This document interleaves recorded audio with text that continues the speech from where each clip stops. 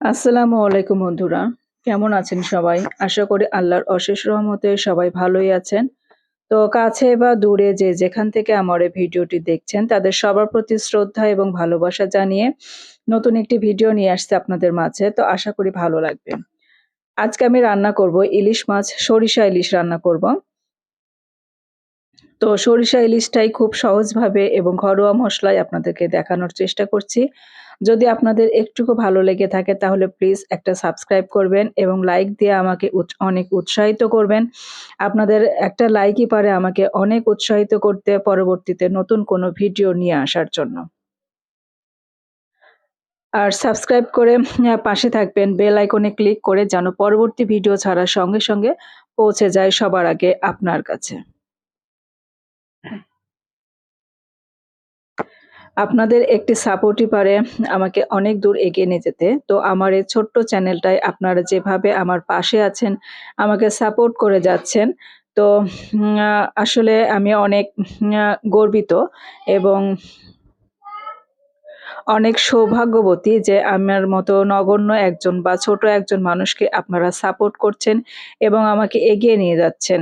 আর এত ভালোবাসা দিয়েছেন আর সুন্দর, সুন্দর কমেন্টগুলো করছেন।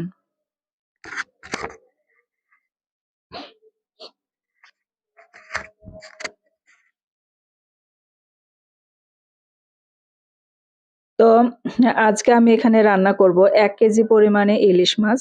মানে একটা মাছ নিয়ে এসেছে বাজার থেকে, সে মাছটা ১ কেজি পরিমাণে। তো সে পুরো মাছটাই আমি আজকে রান্না করে দেখাচ্ছি আপনাদের।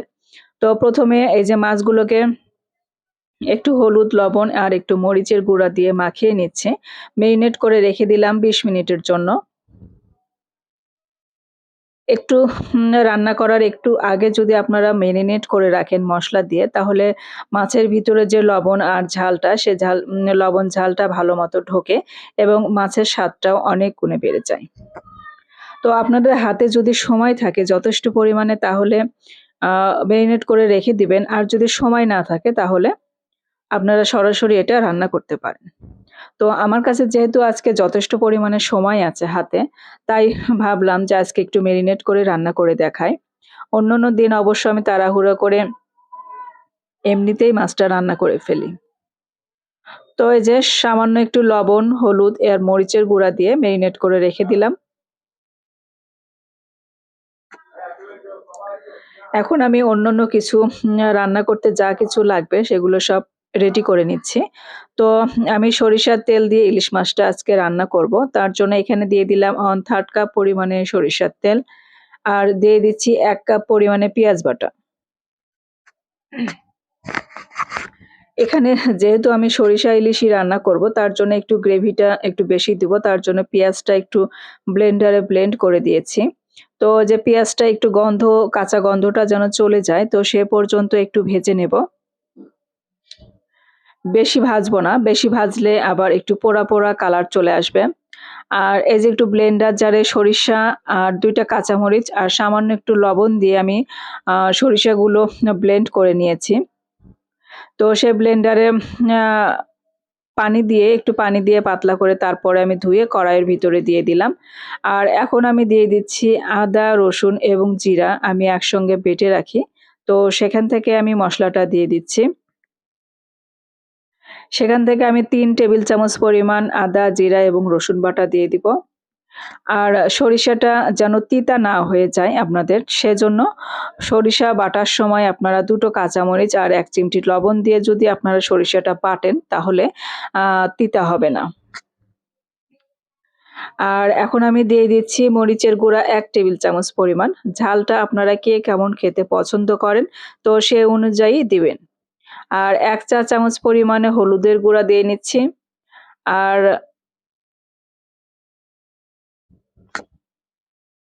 সামান্য একটু পানি দিয়ে নিচ্ছি যেন শুকনো মসলাগুলো পুড়ে না যায় সেজন্য।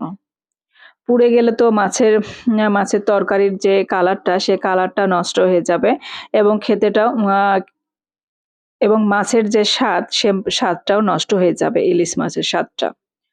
তো আমি একটু পানি দিয়ে মসলাটাকে ভালো করে কষিয়ে নিচ্ছি। এখন এই পর্যায়ে আমি দিয়ে দিচ্ছি ১ চা চামচ পরিমাণ ধনিয়ার গুঁড়া আর চা চামচের ৪ ভাগের ১ ভাগ দিয়ে দিচ্ছি সাদা এলাচের গুঁড়া। আর আপনারা যদি গোটা সাদা এলাচ দিতে চান তো সেই ক্ষেত্রে আপনারা তেল যখন দিবেন মানে পেঁয়াজটা যখন ভাজবেন, পেঁয়াজ ভাজার আগে শুধু তেলের ভিতরেই আপনারা সাদা এলাচ ৪ থেকে ৫ টা একটু মুখটা ফাটিয়ে দিয়ে দিতে পারেন। তাহলে সাদা এলাচের যে একটা ফ্লেভার, সে ফ্লেভারটা মাছের এই কারির ভিতরে আসবে এবং আমার কাছে খুব ভালো লাগে। তো এইভাবে যদি আপনারা ইলিশ মাছ রান্না করে পরিবারের সদস্যদের খাওয়ান, তাহলে তো মুখে লেগে থাকবে আজীবন এবং প্রতিদিনই ওরা খেতে চাবে যে এইভাবে ইলিশ মাছ রান্না করে খাওয়ানোর জন্য আপনাকে রিকোয়েস্ট করবে।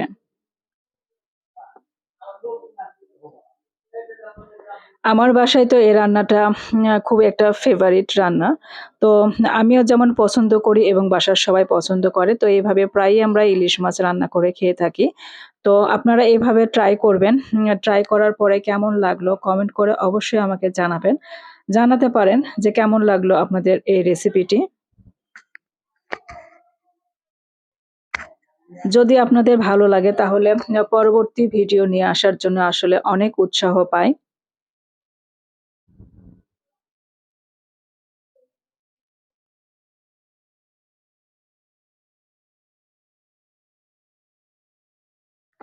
আর এইভাবে যদি ইলিশ মাছ রান্না করে খাওয়া হয় তাহলে ১ প্লেট ভাত কখন শেষ হয়ে যাবে আপনি বুঝতেই পারবেন না। সবাই ভালো থাকবেন, সুস্থ থাকবেন। আল্লাহ হাফেজ।